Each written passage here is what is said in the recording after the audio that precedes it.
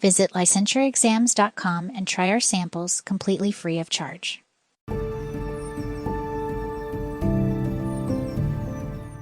Ego syntonic versus ego dystonic. Never mix these up again. All right, let's just jump right in here. So today we're talking about two terms that I swear, well, I think they put these on the licensure exam just to mess with you, you know? Ego syntonic and ego dystonic. But hey, stick with me and I promise, like actually promise, you'll never get these two mixed up again. You know that feeling, right? You're cruising through a practice test, you're totally in the zone, and then bam, a question hits you with these two as options, and you just blank. They look so similar. But here's the thing, clinically, they're polar opposites. And really getting that difference, it's a total game changer. Not just for passing the exam, but for being effective when you're sitting with clients. So first things first, I'm going to give you this super simple trick. A little memory hack, really, that's going to make these terms stick in your brain for good. Get ready for that aha moment. It's coming right up. The memory trick that changes everything.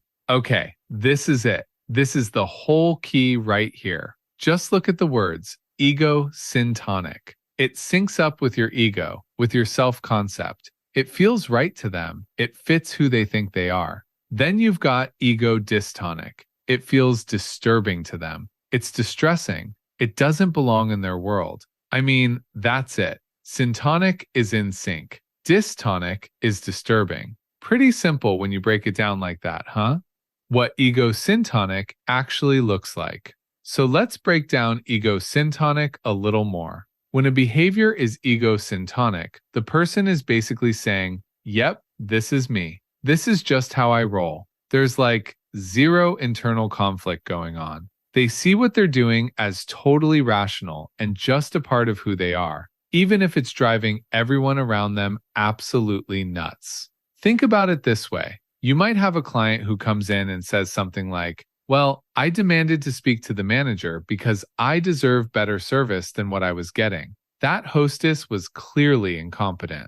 Can you hear it? There's no self-doubt there, no distress. It's pure justification. In their world, the problem isn't their sense of entitlement. No way. The problem is that hostess. The blame is 100% external. That's a huge red flag for ego syntonic thinking. The flip side, ego dystonic pain. But then, on the complete flip side, you have ego dystonic. And wow, this is where you really see the suffering. This is the person who's saying, this isn't me. I hate thinking this. I hate doing this. I just want it to stop. You might hear something like, I know these thoughts are irrational, but I can't stop checking the door locks. I hate that I do this. It's not who I want to be. Can you feel the difference? There's this massive, painful split between who they are and who they want to be. It feels completely alien to them. What a world of difference, right? How this shows up in your office. Okay, so theory is one thing, but how does this actually show up when a client is sitting across from you? Because on the exam, you're not just going to ask you for the definition. No way. You're going to give you a whole scenario, a whole story. So let's look at some examples. Actually, let me paint you a picture here. The ego syntonic client might walk in and say, my wife says I have anger issues, but honestly, people just don't know how to handle someone who tells the truth. If you can't deal with my honesty, that's your problem. This is textbook ego syntonic thinking. Listen to the language. Is there any self-doubt? Any distress? Nope, not a bit. It's pure justification. Now compare that to the ego dystonic client. I keep having these intrusive thoughts about hurting my baby, and I'm terrified. I know I'd never actually do anything, but the thoughts won't stop, and I feel like a monster. This is so clearly ego dystonic. You can just feel the pain in that statement, can't you? You hear words like terrified, I know, won't stop. This person knows something's wrong, and you're deeply, deeply distressed by it. The clinical differences that matter. Let's break it down even more clearly. With an ego syntonic client, you're looking for, well, almost no internal conflict. You'll blame others for everything, and your motivation to change is basically zero. For ego dystonic, it's the exact opposite. The internal conflict is through the roof. You're often blaming yourself, and you are usually desperate to change. And get this, it's not just about what you say, it's how you look when you say it. You can actually see the difference. The ego syntonic client, you might be leaning back, looking confident, maybe even a little defensive. But the ego dystonic client, oh man, you can see the anxiety. You might be fidgeting, have that kind of shame-based posture, looking down. Your whole body is telling you how much pain you're in. The disorders that'll show up on your exam. Now, here's where it gets really practical for exam day.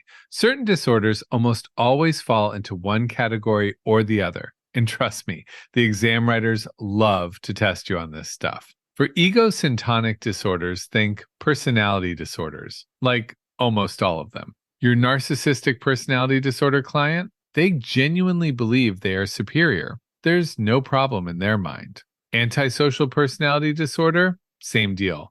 They see everyone else as the issue, not themselves. Paranoid personality disorder clients think they are just being appropriately cautious, not paranoid at all. And here's a tricky one that trips people up. Obsessive compulsive personality disorder. Not OCD, but the personality disorder. These clients think their rigidity and perfectionism are just, well, being right about how things should be done.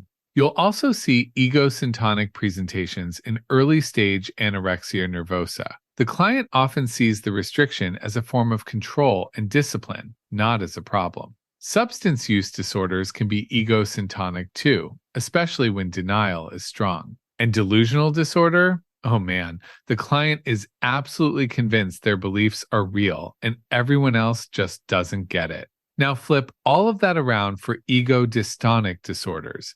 OCD, not the personality disorder, is like the poster child for this. They know the thoughts are irrational, they hate the compulsions, but they can't stop them. It's torture, and they know it's torture. Major depression? They feel awful about feeling awful. The client knows this sadness isn't who they really are. Same with generalized anxiety disorder and panic disorder. They're distressed by their own distress. Body dysmorphic disorder is interesting because it can go either way, depending on how much awareness the client has. When they have good awareness, they know their perception of their appearance is distorted and it bothers them. But when awareness is poor, clients might genuinely believe they look the way they think they look. Gender dysphoria is typically ego dystonic because there's a painful mismatch between gender identity and what the client was assigned at birth. And impulse control disorders like kleptomania or trichotillomania, they usually hate that they can't control these urges. It's definitely not part of who they want to be. Why this matters for you and your exam. Okay, so here it is, the big so what. Why does any of this matter? Why is this distinction so important for you as a clinician, and why is it pretty much guaranteed that it may be on your exam? Because it changes absolutely everything about your approach to therapy. Think about it. Who got them into therapy? The ego dystonic person usually walks in on their own. Why? Because they are suffering and they want it to stop. But the ego syntonic person? Oh, they're often there because a judge, their partner, or their boss said, "You go, or else we're finished." Their motivation is totally external. This is a massive giveaway at the beginning of a narrative, by the way. So because of that, your first way of dealing with your client has to be completely different. With the dystonic client, you can often dive right into goals because they are totally on board. But with a syntonic client, whoa, you gotta pump the brakes. Your whole first phase of therapy might just be trying to build an alliance, trying to find a tiny crack in their armor. It's a much, much harder place to start. All right, deep breath. We've covered a ton of ground. So let's wrap it all up with a quick review to really lock this stuff in your brain for exam day. You ready? Here are your key memory tricks. First, syntonic equals sync, and it feels like them. Second, dystonic equals distressing, and it feels awful. Got it? Next, the motivation rule. Syntonic equals external motivation, and dystonic equals internal motivation. And finally, there's what I call the awareness rule. Syntonic means poor awareness, and dystonic means good awareness.